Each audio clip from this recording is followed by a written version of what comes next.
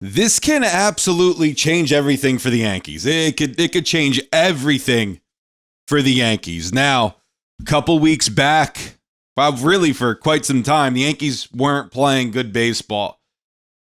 Now, they seemed to hit a softer part of their schedule, and they took advantage of that.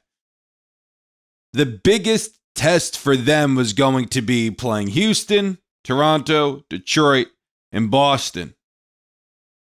Well, the Yankees went into Houston, and they won the series. That was a gigantic series win because, number one, it shows you, hey, if they go in there and this Yankee team can slug with the best of them, they could slug with the best of them. If they go in there with the goal of beating the heck out of the other team's pitching, good things can happen. And that's what the Yankees did against the Astros. Now, that second game of the series, all right, they lost, but they won the series. They took 2 of 3 in Houston.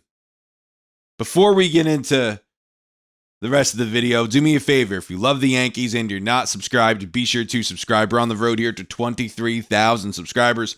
So if you can help us get there, that would be an absolute blessing. But the Yankees can change their course of their season and heading into tonight versus the Toronto Blue Jays. Now, the Yankees are only 3 games behind the Blue Jays. Once upon a time, the Blue Jays swept the Yankees and gained so much ground on the Yankees. And then we all know they took first place, and they've been in control of that spot for quite some time now. Well, the Yankees could do the same thing if they go in there. And I'm not calling for a sweep. I'm hoping for a sweep, but I'm not calling for one. I'm not expecting the Yankees to go in there, play Toronto, and sweep them. That would be nice. But if they did do that, all of a sudden the Yankees tied for first place with the Blue Jays. Then you have the Tigers. Then you go into Boston. Then you have that incredibly soft part of the schedule. Minnesota. Baltimore. Twice. You have Baltimore twice to end the season. You have the Twins and the White Sox to end the year. So taking 2 of 3 from Houston was so damn important to do that, and they did that. This lineup is wild. It's just the year that Trent Grisham is having. You didn't expect that. I mean, listen, I made a video back in the offseason saying, hey, I think Grisham could approach 30 home runs if he plays every day, because last year he had half the at-bats, or not even half, that Alex Verdugo had. He had 179 at-bats. Verdugo had almost, I believe he had in the 500s. And Grisham hit 9 home runs last year. I said, hey, he was on pace, basically. If he had the same at-bats as Verdugo, he was on pace to hit 27 home runs. He's got 30 this year, and still beginning of September. He could end the year with 35. He could go on an absolute tear the rest of this month and hit 40. What a story. It's just when you made that trade, the Padres dumped Grisham. They dumped his salary. The Yankees were very reluctant to take him on. The Juan Soto deal was stalled for a little bit because the Yankees were reluctant to bring back Grisham and to trade Michael King. Well, they brought back Grisham. We don't have Soto anymore, but they brought back Grisham. And it's kind of crazy numbers. Grisham is outperforming Bryce Harper this year. He's outperforming him. Now, it's a sight to see. Nobody expected Grisham to hit 30. I said he could hit 27. I didn't say 30. And there's still time left in the season. There's still bad pitching coming up later on this season, in a couple weeks, in a week really. Well, in 2 weeks, when you hit Minnesota, Baltimore, and Chicago, the White Sox. No, there was no way in knowing that Grisham was going to have the kind of year. And listen, he's basically replaced Juan Soto's production. Juan Soto, one of the best hitters in Major League Baseball. There's really no replacing him. However, Trent Grisham is doing a damn good job at that. And he's a better defensive player than Juan Soto. So listen, are they going to sign Grisham at the end of the year? I don't know. I don't even know if that's the right move, simply because this is really the first time he's ever done this. And you don't want to extend a guy and give a guy a lot of money because he's had one really good season. And I'm not saying this is a one and done, flash in the pan kind of year for Grisham. He's always had this potential. He was a top prospect coming up many moons ago. He's always had this potential. So maybe, just maybe, the cream is finally rising to the top for him. But at the same time, it makes it tougher for me personally to see the Yankees invest big money into Trent when this is really the first year he's ever done this. Now, people want to say, oh, the reason why he's having this year, I saw a comment on a video, the reason why he's having this kind of season is because he's hitting high in the lineup. Well, I mean, okay, fine. Keep him high in the lineup if you bring him back next year. Who cares if that's the reason? I don't care what the reason is. He's having a great season.